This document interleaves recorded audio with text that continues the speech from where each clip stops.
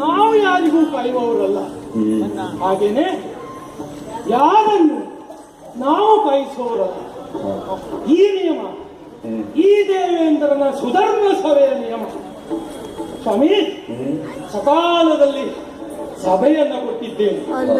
ವಿಶೇಷವೆಂದರೆ ಬಗೆಯೊಂದು ಮನ್ವಂತರದಲ್ಲಿಯೂ ಭೂಮಂಡಲವನ್ನು ಆಳುವವನು ಮನು ಅಂತ ಹೇಳಿಸಿಕೊಳ್ಳುತ್ತಾನೆ. ಹಾಗೇನೆ ಈ ಸ್ವರ್ಗಲೋಕವನ್ನು ಆಳ್ತಾ ಇರುವವನು ಇಂದ್ರ ಅಂತ ಹೇಳಿಸಿಕೊಳ್ಳುತ್ತಾನೆ. ಇವೆರಡು ಪದವಿಗಳು ಅಂತ ಮಾತ್ರ ಕರೆಯಲ್ಪಡುವುದಲ್ಲ.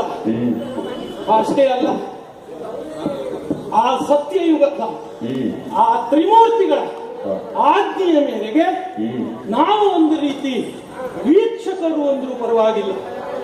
ಭೂಮಂಡಲದಲ್ಲಿ ಸಕಾಲದಲ್ಲಿ ಮಳೆ ಬೆಳೆ ಇತ್ಯಾದಿಗಳು ಆಗುವಂತೆ ಹವಿಸ್ಸುಗಳನ್ನ ಪಡೆದು ಆಶ್ರಯವನ್ನ ಅಲ್ಲ, ಸರಿಯಾದ ಉಪಕಾರವನ್ನ ಅಲ್ಲಿ ಕೊಟ್ಟು ಮಳೆ ಬೆಳೆಗಳು ಆಗುವಂತೆ ನೋಡಿಕೊಳ್ಳುವಂತಹವರು ನಾವು. ಅಂದ್ರೆ ದೇವತೆಗಳು, ಎಲ್ಲ ದೇವತೆಗಳಿಗೆ ಮುಖ್ಯನಾಗಿ ದೇವೇಂದ್ರನಾಗಿ ಅಮರಾವತಿಯಲ್ಲಿ ಬಾಳಿ ಬೆಳಗುತ್ತಾ ಇದ್ದೇನೆ. ಏರಲಿಕ್ಕೆ ಐರಾವತವೋ, ಓಡಾಡಲಿಕ್ಕೆ ಉಚ್ಚೈಶ್ರವಸ್ಸು. ಪಟ್ಟದ ಮಡದಿ ಶಚಿದೇವಿ, ಓಡಾಡಲಿಕ್ಕೆ ನಂದನವನ, ಕಾಮಧೇನು, ಕಲ್ಪವೃಕ್ಷ, ಒಂದೋ ಎರಡೋ ಕಂಬಾದಿ ದಾರಿಯ ಏನಿಲ್ಲ ಇಲ್ಲಿ. ಆ ಕಾರಣದಿಂದ ಕೆಲವಿಷ್ಟು ಸಲ ನಮಗೆ ಅಹಂಕಾರ ಬಂದಿದ್ದು ಉಂಟು. ಯಾಕೆ ಅಂದ್ರೆ ಇಷ್ಟೆಲ್ಲ ಉಂಟು ನೋಡಿ. ಆದರೂ ತ್ರಿಮೂರ್ತಿಗಳ ಒಂದು ಸೂಚನೆಯ ಪ್ರಕಾರ ಆಳಿ ಅನುಭವಿಸ್ತಾ ಇದ್ದೇವೆ. ಸ್ವಾಮಿ, ಗಟ್ಟಿಯಾದ ಮಂಚ ಉಂಟು, ಚಂದದ ರಂಬೆ, ಊರ್ವಶಿ, ಮೇನಕೆ, ಎಲ್ಲ ಹೆಣ್ಣು ಮಕ್ಕಳು ಇದ್ದಾರೆ. ಏನು ಮಾಡುವುದು? ಅವರಲ್ಲಿ ಮಕ್ಕಳ ಭಾಗ್ಯ ಇಲ್ಲ. ಮಂಚ ಇದೆ, ನಿದ್ರೆ ಇಲ್ಲ ಹೇಳುವಂತ ಪರಿಸ್ಥಿತಿ ನಮ್ಮದು.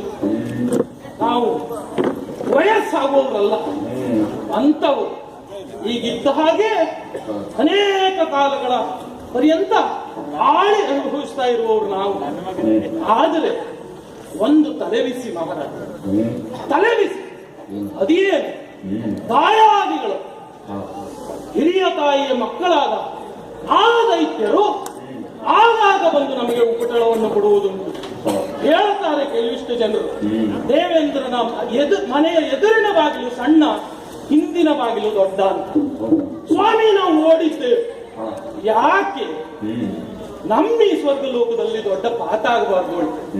ನಾವು ಹೆದರಿ ಅಂತಲ್ಲ, ದೊಡ್ಡ ಪಾತ ಇಲ್ಲ ಆಗಬಾರದು ಅಂತ ಈಸೋ ದೊಣ್ಣೆಯನ್ನು ತಪ್ಪಿಸಿಕೊಂಡಿದ್ದೇವೆ.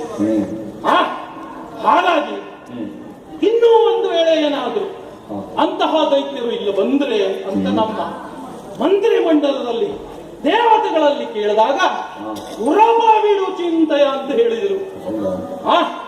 ನಂದೊಂದು ದೊಡ್ಡ ಗುಣ ಸ್ವಾಮಿ, ಸಕಾಲದಲ್ಲಿ ಕೇಳ್ತಾ ಇರ್ತೇನೆ.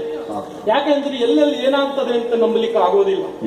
ಕೇಳಿದಾಗ ಸುರಭವಿಡು ಚಿಂತೆಯ ನಾವಿದ್ದೇವೆ ದೈತ್ಯರು ಬಂದರೆ ಅಂತ ಹೇಳಿದ್ರು. ಹೇಳಿದ ತಕ್ಷಣ ಅವರಿಗೊಂದು ಹುರಿದುಂಬಿಸಬೇಕಲ್ಲ. ನಾನು ಅವರಿಗೆ ಕೊಟ್ಟ ಒಂದು ಹುರಿದುಂಬಿಕೆ ಮಾತೇನು ಗೊತ್ತಾ?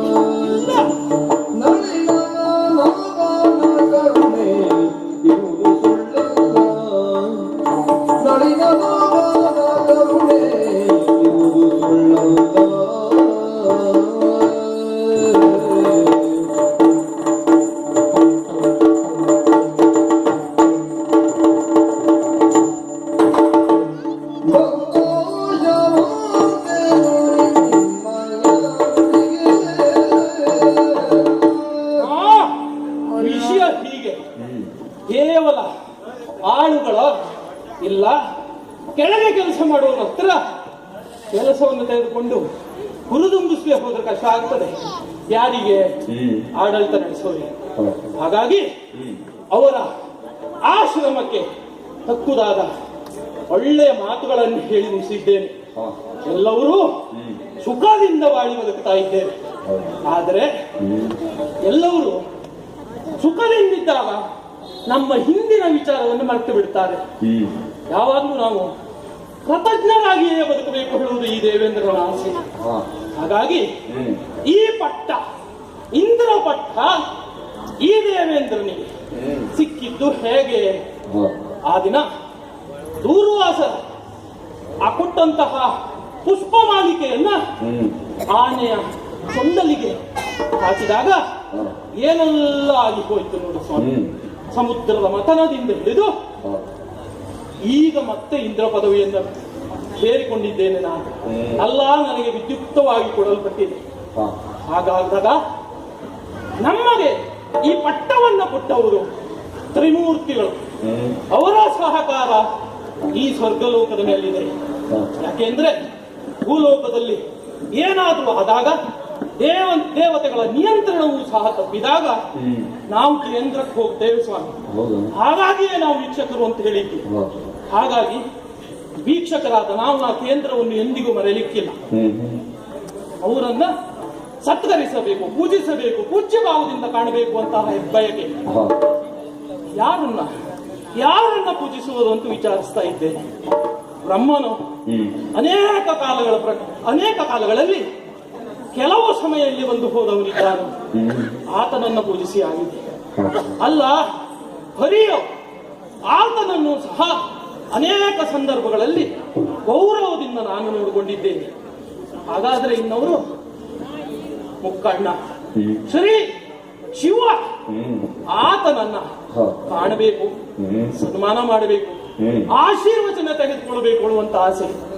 ಆದರೆ ಒಂದು ನನ್ನದಾದ ಬಯಕೆ, ಎಲ್ಲರೂ ಅಲ್ಲೂ ಹೋಗಿ ಅವರ ಸ್ಥಾನದಲ್ಲಿ ಹೋಗಿ ಒಂದು ಸತ್ಕಾರವನ್ನು ಸನ್ಮಾನವನ್ನು ಮಾಡುವುದು ಅಂತ ರೂಢಿ. ಆದರೆ ಈ ದೇವೇಂದ್ರನ ಈ ಸ್ವರ್ಗಲೋಕಕ್ಕೆ ಆ ಪರಶಿವನನ್ನ ಇಲ್ಲಿಗೆ ಕರೆಸಿಕೊಳ್ಬೇಕು, ಮಾನ್ಯತೆ ಕೊಡಬೇಕು, ಗೌರವ ಕೊಡಬೇಕು, ಸನ್ಮಾನ ಮಾಡಬೇಕು, ಅವನಿಂದ ಶುಭಾಶೀರ್ವಾದವನ್ನ ಪಡೆಯಬೇಕು ಅಂತ ಆಸೆ ನನಗುಂಟು. ದೇವತೆಗಳನ್ನೆಲ್ಲರನ್ನು ಕೇಳಿದಾಗ ಆದೀತು ಅಂತ ಎಲ್ಲರೂ ಸಹಮತವನ್ನು ಒಪ್ಪಿಸಿದ್ದಾರೆ. ಮತ್ತಿನ್ಯಾಕೆ ತಡ, ನೇರವಾಗಿ ವರಮಹಾ ಕೈಲಾಸದತ್ತ ತೆರಳಿ ಬಿಡುತ್ತೆ.